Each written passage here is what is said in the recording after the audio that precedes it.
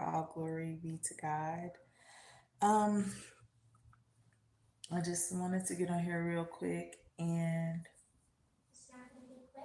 it is because we about to go. You make sure you do what you got to do for you and yourself, minding your business.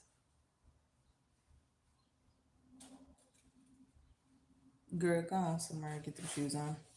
So, um, the unfamiliar territory, right? The Lord told Abraham, bye bye.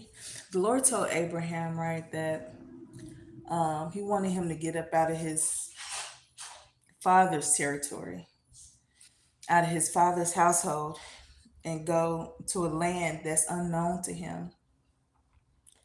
And this was literal, but it's also spiritual as of now. Um, and he told him to go to a land that's unknown to him. He's going to make him many nations and to be fruitful and multiply basically, right? And so Abraham listened to the Lord, and he did what he told him to do. And um the journey for Abraham was, he had to take in consideration patience. He had to wait on the Lord and the promise that the Lord gave him. He had to um be obedient. He had to learn how to be obedient, even though sometimes it may have seemed like he didn't hear from the Lord.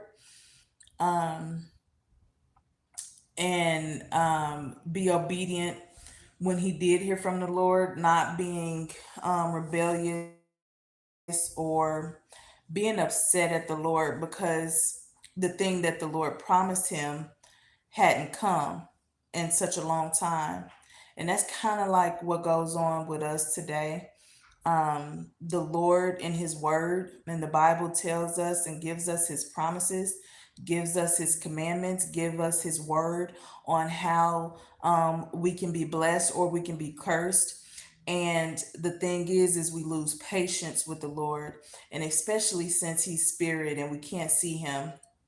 And then we're surrounded by people that again, that's compromised from the enemy, that wants us to believe that God is not real, that wants us to believe that God is not good, um, and He's not who He say He is.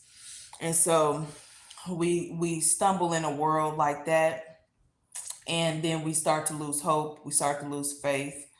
That's why we have to make sure our surroundings are people of faith, believing in the Lord when they can't see Him working. Because again, Abraham, he believed in God's promise to the end, and God gave him His promise. And then he wanted to see how much Abraham loved him and told him to sacrifice his son, and he was getting ready to do it. But that was the fear of the Lord in him, his obedience and his love towards the Lord.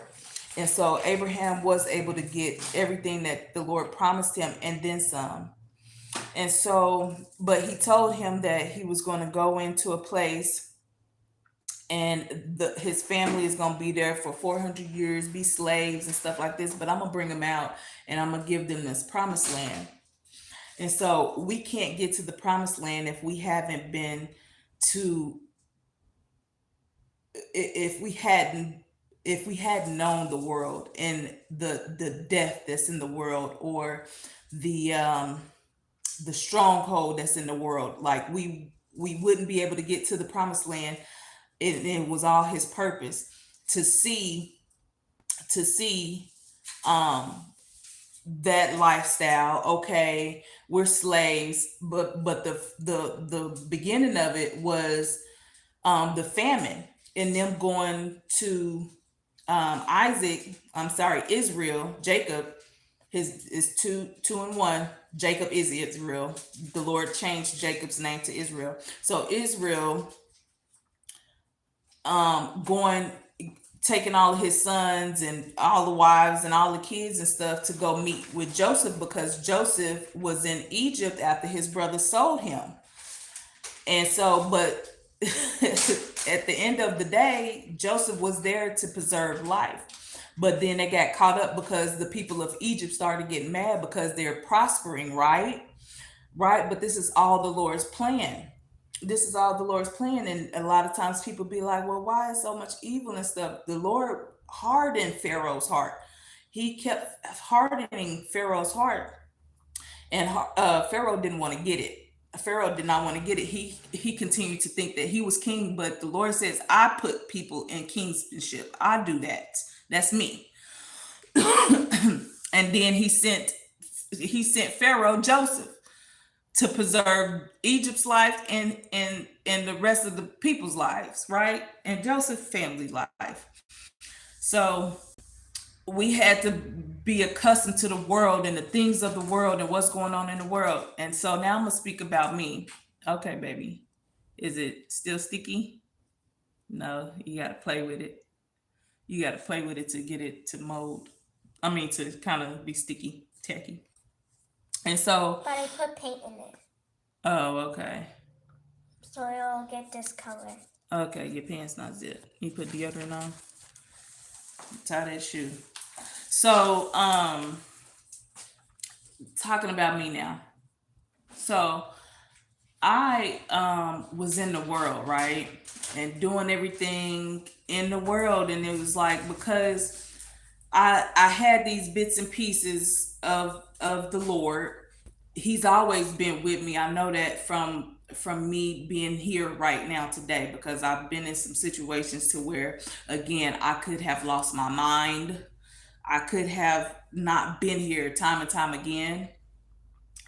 But I was not choosing him because I was in the world. And again, I'm around people, places, and things that's like, God is not real. Go ahead and live your whole life and do what you want to do. Other people out here living their life where they want to. They not suffering consequences like that, or so it seemed, right?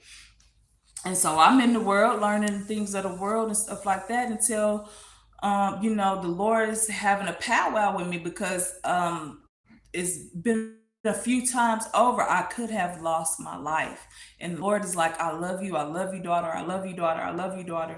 Come to me, right? I'm gonna spare your life again. I'm gonna spare your life again. Come to me, come to me.